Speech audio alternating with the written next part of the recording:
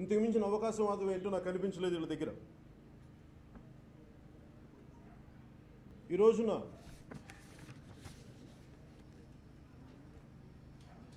Janasena party నేను ముఖ్యంగా గత 3 సంవత్సరాలు అయిపోయింది. అన్ని పార్టీలు అది అటు బీజేపీ అధికారంలోకి వచ్చి కేంద్రంలో, ఇటు ఆంధ్రప్రదేశ్లో తెలుగుదేశం పార్టీ అధికారంలోకి వచ్చి దాదాపు ఈ 3 సంవత్సరాల కాలంలో నేను ప్రభుత్వాలని ఇబ్బంది పెట్టే ప్రశ్నలు కానీ ఎందుకు దానికి కారణం ఏంటంటే అన్ని రూల్ బుక్ ప్రకారమే కానీ ఫాలో అయితే ఏది నడపలేదు. అప్పుడు cash for note for vote ఇష్యూలో కూడా నేను మాట్లాడకపోవడానికి కారణం అది ఒక తెలుగుదేశం పార్టీ చేసి ఉంటే అంతకుముందు ఎవరు లేకుండా తెలుగుదేశం పార్టీ ఒకటి చేసి ఉంటే ఖచ్చితంగా చాలా బలంగా నిలదీసేవాడిని. అన్ని పార్టీలు హార్స్ ట్రేడింగ్ చేస్తాయి. అందుకని వాటిని దృష్టిలో పెట్టుకొని నేను మన కంట్లో దూలం పెట్టుకొని ఎదుటి కంట్లో పెద్ద దూలం చూడటం ఎందుకని చెప్పి దాదాపు అన్ని పార్టీలు ఒకటే అని చెప్పి నేను ఇదే వేదిక మీద నేను మాట్లాడాను. అలా ప్రతిదీ నేను ఎందుకు అలా కొద్దిగా వెనకేసుకు రావడం అంటారో దాన్ని మీరు ఏదైనా అనుకోండి. దానికి నా ఉద్దేశం ఏంటంటే ప్రతిదానికి గొడవ పెట్టుకుంటే ప్రజలకి ఆల్రెడీ విడిపోయిన రాష్ట్రాలు మనవి. వీటిని ప్రతిసారి ప్రభుత్వాలను ఇబ్బంది పెడితే ప్రజలకి నష్టం జరుగుద్ది కానీ పనులు ముందుకు సాగవనే ఉద్దేశంతో నేను కొంచెం చూసి ఇచ్చున్నట్టుగానే మాట్లాడాను. అది తెలుసో తెలియకో కాదు, తెలిసి ప్రజా సమస్యలను ముందుకు తీసుకెళ్ళాలి, ప్రజా సమస్యలకి పరిష్కారం కావాలన్న ఒక ఆలోచన విధానంతో నేను అలా చేశాను తప్ప వాళ్ళు చేసింది రైట్ అనో వాళ్ళని వెనకేసి రావటమో కాదు. అలాగే 2 రాష్ట్రాలు దీనికి ముఖ్య కారణం యువతకు అన్యాయం జరిగిపోతుంది. తెలంగాణలో అటు ఆంధ్రాలో కూడా మనకి సరైన విద్యా లేవు. ఇలాంటి పరిస్థితులు విడిపోయినప్పుడు యువత బాగా బాధ్యత ఉంది. తెలంగాణలో ఏ విధంగా తెలంగాణ అని చెప్పి నాయకులు వచ్చారో దాన్ని కూడా ఉంది. వీటిని దృష్టిలో పెట్టుకొని నేను ఏ రోజున ప్రభుత్వాన్ని కూడా ఇబ్బంది పెట్టే మాటలు మాట్లాడలేదు, కానీ అర్థం చేసే ప్రయత్నం చేస్తాను. కానీ 3 సంవత్సరాల తర్వాత బీజేపీ ప్రభుత్వం తీరుస్తే ఒక ప్రజలు కోరుకుంది ఏంటంటే మన ప్రధానమంత్రి గారి దగ్గర నుంచి నరేంద్ర మోదీ గారి దగ్గర నుంచి ఒక బెనోవలెంట్ డెమోక్రసీ కావాలని కోరుకున్నారు. కానీ పోకడలు చూస్తుంటే అటు పూణే ఫిల్మ్ ఇన్స్టిట్యూట్ సమస్య దగ్గర నుంచి, అటు రోహిత్ వేముల సమస్య దగ్గర నుంచి ప్రతి చోట డిమానిటైజేషన్ దగ్గర నుంచి ప్రతిదీ కూడా ఒంటెద్దు పోకట్లు పోతున్నాయి. మేము కోరుకున్నది బెనోవలెంట్ డెమోక్రసీ, అంతేగాని not bordering on dictatorial democracy. ఇది మాకు చాలా బాధ కలిగిస్తుంది, బాగా ఇబ్బంది కలిగిస్తుంది. మేము భారతీయ జనతా పార్టీ ప్రభుత్వాన్ని కానీ నాయకుల్ని కానీ మేము ఎంత అర్థం చేసుకుందాం అనుకున్నా కానీ మాకు చాలా బాధగా ఉంటుంది. మింగుడు పడట్లేదు. ఏమి చేద్దాం అనుకున్నా కానీ ఒంటెద్దు పోకడి వెళ్తున్నారు, ఎవరి మాట వింటలేదు. మీరు అనుకున్నది మీరు చేయటమే కానీ ప్రజల మనోభావాలను మీరు దృష్టిలో తీసుకోవట్లేదు. ఇది మాకు చాలా బాధ కలిగిస్తుంది. మొన్న నా మధ్యన నేను తమిళనాడు ఒక 4 రోజుల క్రితం షూటింగ్కి వెళ్ళినప్పుడు, ఈరోజు జల్లికట్టు కొత్తగా వచ్చిందేమో కానీ నేను తమిళనాడు కొన్ని సంవత్సరాలు చదువుకున్నాను. అక్కడ నాకు స్నేహితులు ఉన్నారు. వాళ్ళు నాకు చెప్పింది ఏంటంటే జల్లికట్టు అనేది చాలా పెద్ద గొడవ అవుతుందని చెప్పారు. నాకు అప్పుడు నాకు అర్థం కాలేదు. ఏంటంటే నాకు వాట్సాప్ గ్రూప్ చూపించారు, ఇవన్నీ సర్క్యులేట్ అవుతున్నాయి అంటే నేను వాళ్ళు అడిగాను దేనికని. అడిగితే వాళ్ళు అన్నది ఒకటి, జయలలిత గారు చనిపోయినాక భారతీయ జనతా పార్టీ ప్రభుత్వం అక్కడ తమిళనాడు రాజకీయాలను శాసించటం, అక్కడ రాజకీయ నాయకులకి పార్టీలకి ఒప్పుకోగలిగారేమో కానీ తప్పలేదేమో కానీ అక్కడ ఉన్న యువత కానీ ప్రజలకి అసలు ఇష్టం లేదు. ఎందుకంటే మన ద్రావిడ సంస్కృతి మీద దాడిలాగా బీజేపీ చేస్తున్న దాడిగా వివరించారు. అందుకని వాళ్ళ యువత నాకు ఆ సర్క్యులేషన్ చూపించారు. ఇది చాలా పెద్ద గొడవ అవుద్ది, నువ్వు చూసుకో ఒకసారి నీకు తెలుస్తుంది అన్నారు. ఈ రోజున జల్లికట్టు అనేది మీరు దయచేసి ప్రతి ఒక్కరూ అర్థం చేసుకోవాలి. జల్లికట్టు అనేది ఒక ఎద్దులని లొంగ తీసుకునే ప్రక్రియ కాదు. అది సంస్కృతిలో భాగం. ఇవన్నీ పక్కన పెడితే వాటన్నిటికంటే కూడా బీజేపీ మీద అక్కడ తమిళనాడు యువతకున్న కోపం అది. వాళ్ళు అలా చూపించారు బయటకు వచ్చి. వాళ్ళ నాయకులు వాళ్ళకి మద్దతు పలకలేకపోతుంటే బీజేపీని ఎదిరించలేకపోతుంటే, తమిళనాడు రాజకీయాలను వాళ్ళు శాసిస్తుంటే ఆ కోపంతో వాళ్ళు బయటకు వచ్చారు. జల్లికట్టుని అలాగ చూడాలి, అది నిజంగా అర్థం చేసుకునే వాళ్ళకి అదే అని అర్థమవుతుంది. అలాగే ఈ రోజున రాష్ట్రాలు, ఆంధ్రప్రదేశ్ ముఖ్యంగా, అటు తమిళనాడు కానీ ఫెడరల్ స్ట్రక్చర్ని రిప్రజెంట్ చేస్తున్నాయి. ఫెడరల్ గవర్నమెంట్ పాలసీస్ని వాళ్ళు మినీ బీజేపీలా తయారయ్యారు. కానీ ముఖ్యంగా ఆంధ్రప్రదేశ్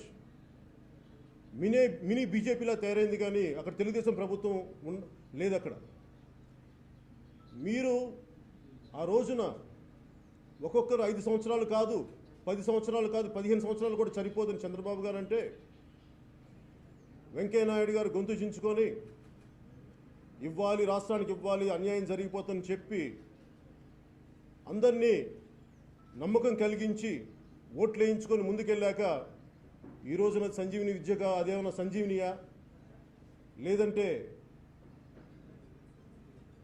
అది మర్చిపోయిన అధ్యాయం, గతించిన అధ్యాయం అనే మాటలు మాట్లాడుతున్నారు. అంటే మీకు ప్రజలంటే, వెంకయ్యనాయుడు గారు, మీకు ప్రజలంటే ఆటలుగా ఉందా? మీకు మీ ఇష్టానికి ఒక మాట మాట్లాడి ఇంకో రోజు ఇంకో మాట మాట్లాడితే మేము చూస్తా చేతులు కట్టుకొని కూర్చుంటాం అనుకుంటున్నారా? మీరు ఏమనుకుంటారండి? మీరు స్వర్ణ భారతి ట్రస్ట్ కోసం పెట్టినంత మనసు ఆంధ్రప్రదేశ్ రాష్ట్రానికి గారి పెట్టినుంటే ఈ పాటికి ప్రత్యేక ప్యాకేజ్, ఖచ్చితంగా ప్రత్యేక స్పెషల్ స్టేటస్ వచ్చిండేది. మీరు స్వర్ణ భారతి ట్రస్ట్ కోసం పెట్టినంత మనసు ప్రజా సమస్యల మీద కానీ, ఆంధ్రప్రదేశ్ సమస్యల మీద కానీ, ఆంధ్రప్రదేశ్ ప్రత్యేక స్టేటస్ మీద కానీ మీరు మనసు పెట్టలేదు. మీరు 3 సంవత్సరాల్లో ఇన్ని రకాల మాటలు మారిస్తే ప్రజలెవరూ మిమ్మల్ని నమ్మట్లేదు. మీరు సన్మానాలు చేయించుకోవచ్చు, ఏదైనా చేయించుకోండి, కానీ మీ మాటలను నమ్మే పరిస్థితిలో ప్రజలు లేరు. అలాగే వెంకయ్యనాయుడు గారి పదజాలం ఎలా ఉంటుందంటే, స్పెషల్ స్టేటస్ను 5 సంవత్సరాలు కాదు 10 సంవత్సరాలు ప్రసాదిస్తూ ఉంటారు. ప్రసాదించడానికి మీరేమైనా దేవుళ్ళ అండి? మీరేమైనా దేవుళ్ళ దిగొచ్చారా? మీరు అందరిలాంటి మనుషులు కాదా? మీరు ప్రత్యేకంగా దిగొచ్చారా? ఢిల్లీ రక్షణ కవచాల్లో కూర్చొని మీ ఇష్టం వచ్చినట్టు మీరు మాట్లాడితే మీరు దిగొచ్చారు అనుకుంటున్నారా? మేమందరం మీ బానిసలమా?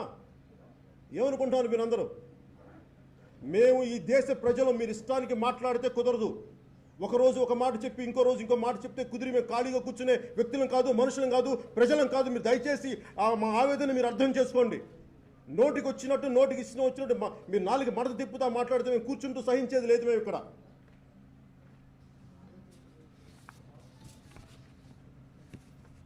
మీరు రామ మందిరం అనే ఒక గుడి గురించి మీరు తీసుకోగలిగారు, కానీ 4 కోట్ల మంది ప్రజల సమస్యలను మీరు ముందుకు తీసుకెళ్ళలేకపోయారు. ఎందుకంటే ఇది మీకు ఓట్లు తెస్తో లేదో నాకు తెలియదు, మీకు అది రాదని మీకు నమ్మకం వచ్చిందేమో, మరి అందుకని మీరు ముందుకు తీసుకెళ్ళట్లేదేమో. అలాగే ముఖ్యమంత్రి గారికి సంబంధించి, ముఖ్యమంత్రి గారు చంద్రబాబు నాయుడు గారు,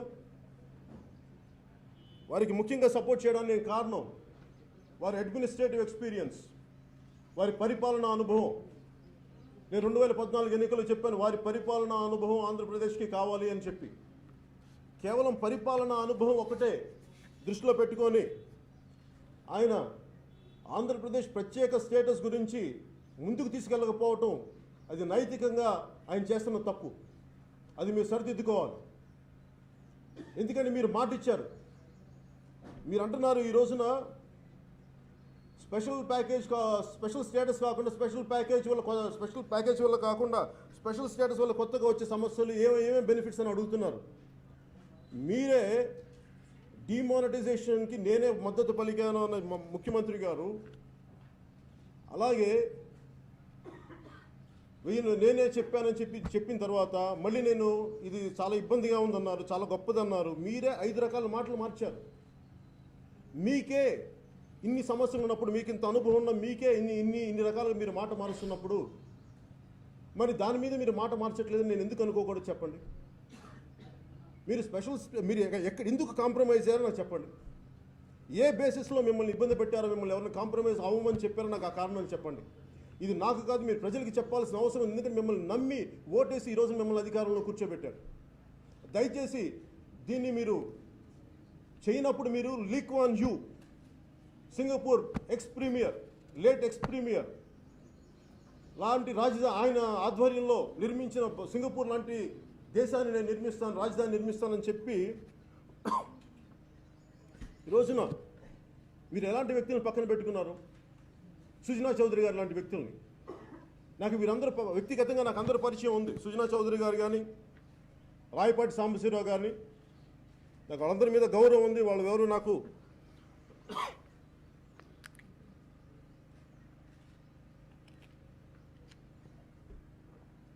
వ్యక్తిగతంగా నాకు ఎవరితో శత్రుత్వం కానీ విభేదాలు కానీ లేవు. కానీ ప్రజా సమస్యలకి ప్రజల పక్షాన్ని నిలబడటానికి నేను సొంత కుటుంబంతో, సొంత అన్నయ్యతో కూడా నేను విభేదించి వచ్చిన వాడిని. అలాంటిది మీకున్న పరిచయమో, స్నేహమో, కలిసి ప్రయాణం చేసామో దాన్ని విభేదించి బయటికి రావడానికి నాకు పెద్ద ఇబ్బంది ఏం లేదు. దాని గురించి వెనక్కి కూడా ఆలోచించను. మీకు నాకు ఉన్నది ఒక కామన్ ఎజెండా, ప్రజలకి పనిచేయడం, కలిసి పనిచేయడం అనేది. అది జరగనప్పుడు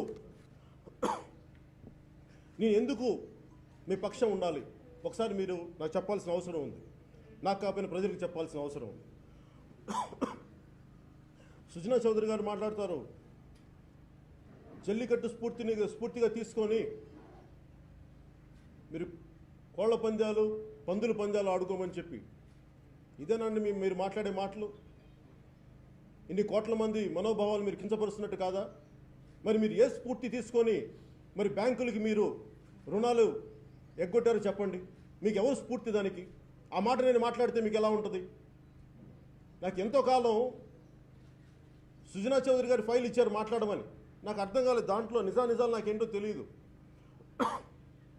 నేను చెప్పాను వారికి, నాకు ఇచ్చిన వాళ్ళకి, నాకు ఆయన తెలుసు. కానీ నేను మాట్లాడడానికి నాకు ఇబ్బంది ఏం లేదు. కానీ దీంట్లో నిజాలు ఎంత ఉన్నాయో, మీరు నన్ను ఎవరైనా వాడుకుంటున్నారా నాకు ఇవన్నీ తెలియదు. మీరు కన్సర్న్, నేనేమైనా నేనేమైనా వేరే కూర్చోబెట్టి నేను ఎక్స్ట్రా కాన్స్టిట్యూషనల్ అథారిటీ కాదు మాట్లాడటానికి.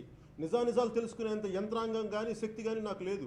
మీరు కన్సర్న్ డిపార్ట్మెంట్స్కి వెళ్ళాలంటే మీరు తర్వాత వెళ్ళి మరి సిబిఐలో ఉంది ఏంటో నాకు తెలియదు. కానీ మరి ఏ స్ఫూర్తి తీసుకొని సుజనా చౌదరి గారు మీరు బ్యాంకులకి రుణాలు మీరు తీసుకొని కూడా మీరు దాన్ని ఎందుకు మీరు పే చేయలేకపోయారు? దాని ఈరోజు ప్రైజ్ ఎవరు పే చేస్తారు? మీ వెనకాల మీరు ఇన్ని లోపాలు, ఇన్ని సమస్యలు పెట్టుకొని మీరు ప్రజలను అనే హక్కు మీకు ఎక్కడుంది? మీరు చేతనైతే స్పెషల్ స్టేటస్ కోసం మీరు పోరాటం చేయండి. అంతేగాని చేసేవారిని దయచేసి కించపరచకండి, వెనక్కి లాక్కండి. అలాగే ముఖ్యమంత్రి గారు కూడా, చంద్రబాబు గారు కూడా నేను కోరుకునేది ఒకటే, మీ పరిపాలనా అనుభవం ఆంధ్రప్రదేశ్కి ఒక బంగారు ఆంధ్రప్రదేశ్గా కావాలని మేము కోరుకుంటున్నాం. కానీ రాయపాటి సాంబశివరావు గారు ఉంటారు, పోలవరం కాంట్రాక్ట్లు ఆయన కంపెనీలకు అప్పచెప్పారు. మొన్న ఈ మధ్యన ఇక్కడే రైతులు కూడా వచ్చారు.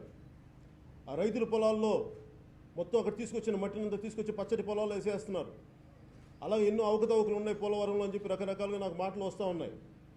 నిజంగా మీకు Lee Kuan Yew, ex Singapore premier మీకు ఆదర్శం అయితే, ఆయన తన సొంత స్నేహితుడిని ఎలాగైతే అవినీతికి పాల్పడ్డ అతని తోటివారిని, సహచరుల్ని ఆయన ఎలా అయితే శిక్షించారో, అలాగే మీకు ఇప్పుడు సుజనా చౌదరి గారు కానీ, అలాగే రాయపాటి సాంబశివరావు గారు కానీ, ఇలాంటి వాళ్ళందరి మీద అభియోగాలు ఉన్నాయి, వాళ్ళు రకరకాల అవకతవకలు ఉన్నాయని చెప్పి మీరు ఒక ఎక్స్పర్ట్ కమిటీని వారి మీద లాంచ్ చేయండి.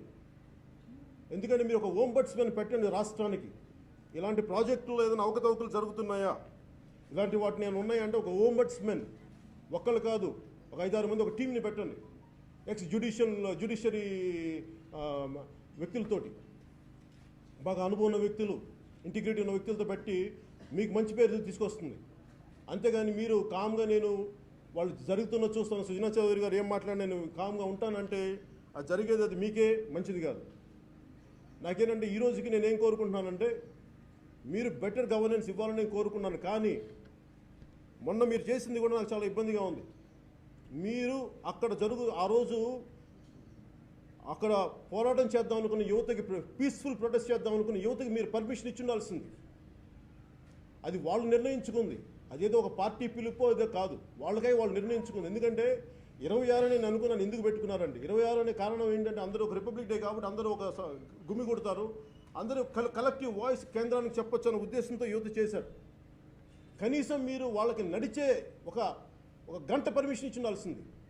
దీనివల్ల ఏం జరుగుద్దంటే ఈ రోజున మీరు ఆపేశారు, ఒక ఉధృతిని ఆపారు. దీనివల్ల మీరు పోస్ట్పోన్ చేయగలిగారు, కానీ ఆ ఉధృతిని దయచేసి ఇంక మీరు ఆపలేరు. కాకపోతే నా విన్నపం ఏంటంటే వెంకయ్యనాయుడు గారికి కానీ చంద్రబాబు గారికి కానీ నేను మీ అనుభవానికి కానీ మీ పెద్దరికానికి కానీ నేను గౌరవిస్తాను. కానీ మీ పెద్దరికం కానీ మీ అనుభవం కానీ మీ పరిపాలన అనుభవం కానీ మీకు ప్రజల సమస్యలను ముందుకు తీసుకెళ్ళని పక్షంలో నేను ఎందుకు రోడ్ల మీదకి వచ్చి నా నిరసనలు తెలపకూడదో ఒకసారి మీరు పత్రికాముఖంగా మీడియా ముఖంగా తెలియజేయండి.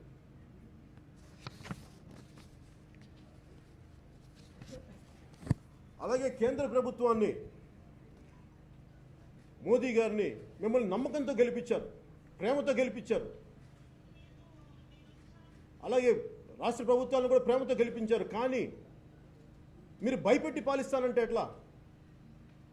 మీరు ప్రతి ఒక్కరు, మీడియా వాళ్ళు భయపడతారు, ప్రొఫెసర్స్ భయపడతారు.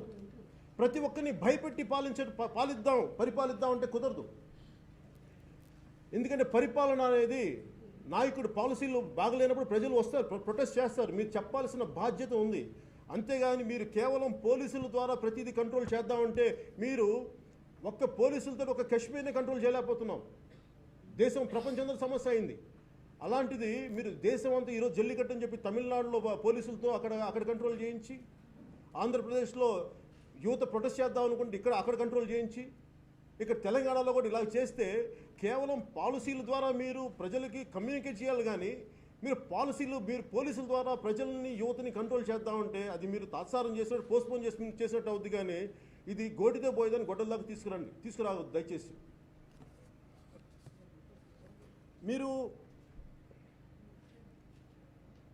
మేము ఏమైనా చేస్తాం, మేము అధికారంలో ఉన్నాం అని మీరు మాట్లాడితే నేను కేంద్ర ప్రభుత్వానికి కానీ మిగతా నాయకులందరికీ ఒకటే చెప్తాం, ప్రజల తరపున మేము కూడా ఉంటే ఉంటాం, పోతే పోతాం అన్న స్థాయికి మేము వస్తాం. అప్పుడు వచ్చినప్పుడు నేను వ్యక్తిగతంగా చెప్తున్నాను, నా కుటుంబం ఉంది, నాకు పిల్లలు ఉన్నారు, నా కెరీర్ ఉంది. వీటన్నిటిని వదులుకొని కూడా నేను గొడవ చేయగలను, అన్నిటికీ సిద్ధపడే వచ్చాను పాలిటిక్స్కి. దయచేసి మీరు ఆ విషయం మటుకు మీరు మర్చిపోకండి. అసలు ముందు ఆంధ్రప్రదేశ్ స్పెషల్ కేటగిరీ స్టేటస్ ఇస్తారా ఇవ్వరా అనే దానికంటే కూడా మీరు ఎన్ని మాటలు మార్చారు. మీరు ఒకరోజు ఇస్తామన్నారు, 5 సంవత్సరాలు కాదు 10 సంవత్సరాలు అన్నారు, 15 సంవత్సరాలు అన్నారు, లేదు స్పెషల్ ప్యాకేజ్ అన్నారు. స్పెషల్ ప్యాకేజ్ని ఎందుకు నమ్మట్లేదు చెప్తాను. చంద్రబాబు నాయుడు గారు ఆంధ్రప్రదేశ్ని విడగొట్టినప్పుడు 12 గంటలు విడగొట్టారు, అది చూసాం.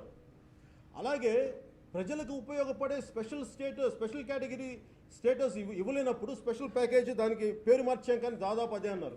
మరి అర్ధరాత్రి పూట ఇవ్వాల్సిన అవసరం ఏముందండి? నిజంగా అది ప్రజలకే మీకు అది సరైనది అయితే మీరు అర్ధరాత్రి పూట అంత హడావుడిగా ఇవ్వాల్సిన అవసరం ఏముంది? మీలో ఏవో తప్పులు ఉన్నాయి. నేను మొన్న అనంతపూర్ సభలో కూడా వాళ్ళు ఇచ్చిన స్పెషల్ ప్యాకేజ్ ఎందుకు సరైనది కాదు అని చెప్పానంటే, నేను ఢిల్లీ వెళ్ళాను. ఢిల్లీలో ఫైనాన్స్ కమిషన్లో చేసిన మెంబర్స్తో కలిశాను, సెక్రటరీస్తో కలిశాను. ఒక 5 మంది ఎక్స్పర్ట్స్ నేను ఒపీనియన్ తీసుకున్నాను. వాళ్ళు ఏం చెప్పారంటే, మొత్తం రాష్ట్రానికి రావాల్సిన వాటానే వీళ్ళు పేరు మార్చి ఇచ్చారు అని చెప్పి చాలా డీటెయిల్గా ఇస్తే నేను అవే సమస్యలు నేను ఉదహరించాను వాళ్ళు చెప్పిందే.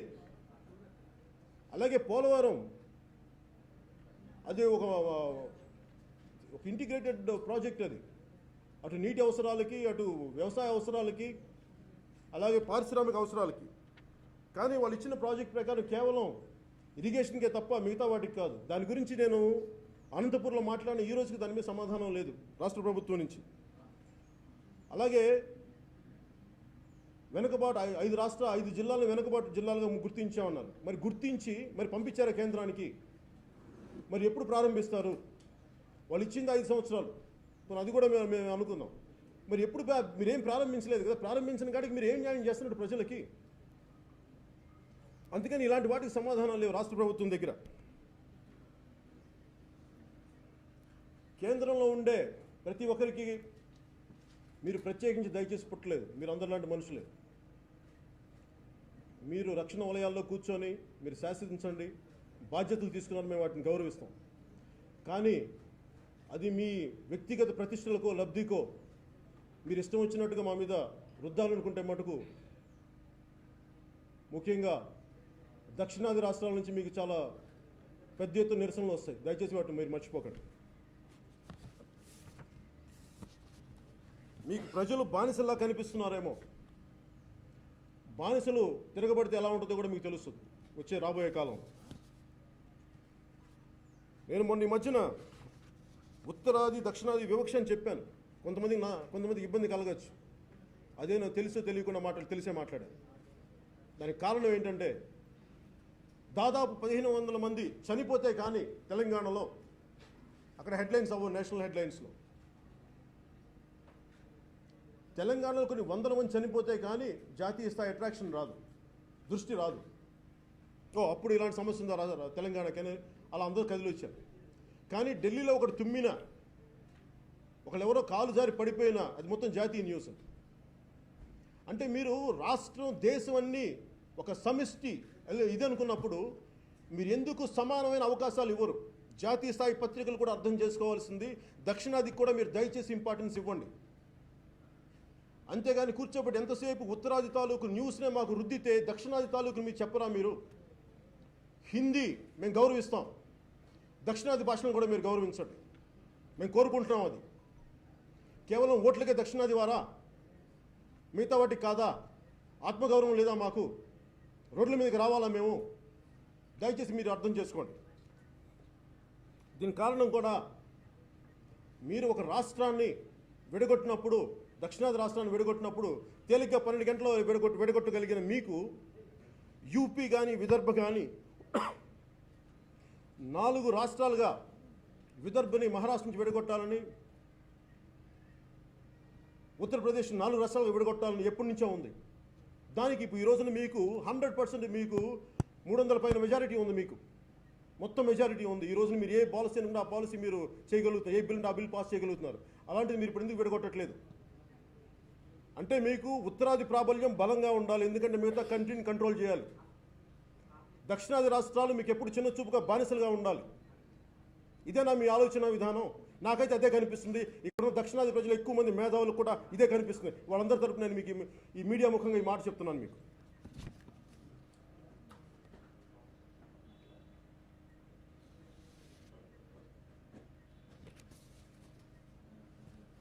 రెండు జాతీయ పార్టీలు ప్రజల్ని పావులుగా వాడుకొని మీ పవర్ గేమ్లో పావులుగా వాడుకున్నారు. దయచేసి ఇక్కడితో ఆపేయండి, లేదంటే మీరు ప్రజా ఆగ్రహానికి గురి అవ్వాల్సి వస్తుంది కోరుకుంటూ సెలవు తీసుకున్నాం. Thank you.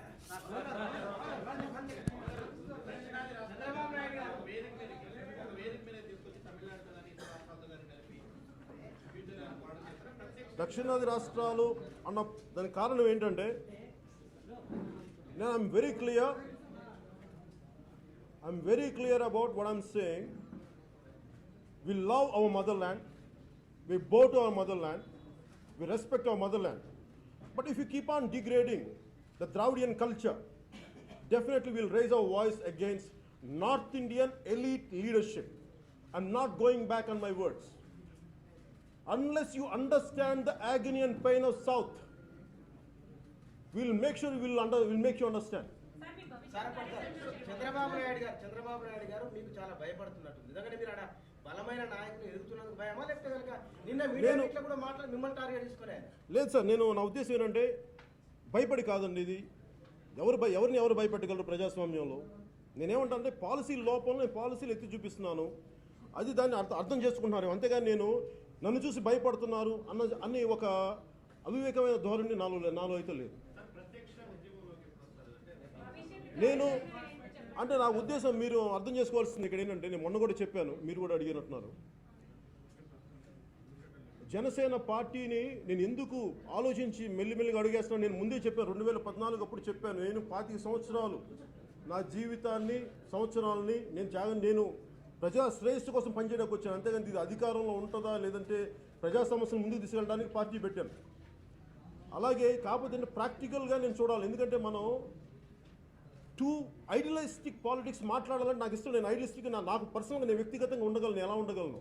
కానీ నా ఐడియాలజీ అందరి మీద రుద్దాలి, అందరూ పరిపూర్ణంగా ఉండాలని నేను కోరుకున్నాను. ఎందుకంటే మన రోడ్డు మీదకి వెళ్తేనే ట్రాఫిక్ ఒకలా ఉండదు, అందరిని అడ్జస్ట్ చేసుకుంటూ వెళ్ళాలి. అలాంటిది నేను ఒక్కడనే బతకగలనేమో, కానీ నేను బతికేది అందరినీ బతకమంటే చాలా కష్టం. అందుకే నేను ఉన్న దాంట్లో కొంచెం ప్రాక్టికల్గా ప్రాగ్మాటిక్గా నేను ముందుకెళ్ళడానికి ప్రయత్నం చేస్తాను. రామ్ గోపాల్ వర్మ మీ మీద ఆకాశానికి ఎత్తాడు. ఆ మధ్యకాలంలో మీకు మీ కుటుంబ సభ్యులు నేను కామెంట్ చేసినారు. రామ్ గోపాల్ వర్మ గారి నుంచి ఒకటే మాట చెప్తాను. ఆయన మాట్లాడి ఈ సభలో మాట్లాడే వ్యక్తి కాదు కానీ బట్ స్టిల్ ఆయనకి ఒకే ఒకసారి సభాముఖంగా మీడియా ముఖంగా once for all I never speak about him again. ఆయన దాదాపు 50 ఏళ్ళ పైబడ్డ వ్యక్తి, ఆ మధ్యనే పెళ్లి చేసిన కూతురు, పైగా పెళ్ళి అయిన కూతుర్ని పెట్టుకొని పోర్నోగ్రఫీ ఫిల్మ్స్ని నేను కలెక్ట్ చేసుకుంటానని చెప్పి వ్యక్తి మాటలు నేను దానికి ఏం గౌరవం, ఏం మాట్లాడమంటారు? ఆయన మాట్లాడి ఒక రోజు నన్ను ఎత్తచ్చు, ఒక రోజు నన్ను తగ్గించవచ్చు. నేను వీళ్ళందరికీ నేను సమాధానం చెప్పుకునే స్థితిలో నేను లేను. జనసేన దక్షిణాది రాష్ట్రాల పార్టీ అవుతుందా? జనసేన దక్షిణాది రాష్ట్రాలు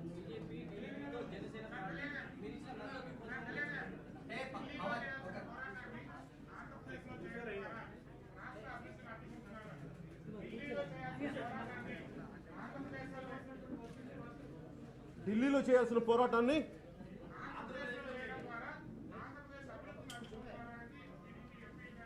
ఎట్లా అభివృద్ధిని అడ్డుకుంటున్నామండి? నేను నిజంగా ఆంధ్రప్రదేశ్ అభివృద్ధిని అడ్డుకోవాలని నేను ఉండేవాడిని కదా. అది యూత్ పిల్ నేను మాట్లాడాలని ఇందాక మీరు అడుగుతున్నారు జనసేన ఏం చేస్తుంది అనేది. ఎందుకంటే నేను ఇంత భావజాలం, ఇంత ఆలోచన విధానంతో మాట్లాడుతున్నప్పుడు నాతో నిలబడటానికి చాలా మందికి ఇబ్బందిగా ఉంటుంది. దాన్ని నేను ఎందుకంటే కొత్త తరం నాయకుల కోసమే చూస్తున్నాను, కానీ ఆల్రెడీ ఎస్టాబ్లిష్ లీడర్షిప్లో చాలా భయాలు ఉంటాయి, చాలా ఇబ్బందులు ఉంటాయి. That's a problem.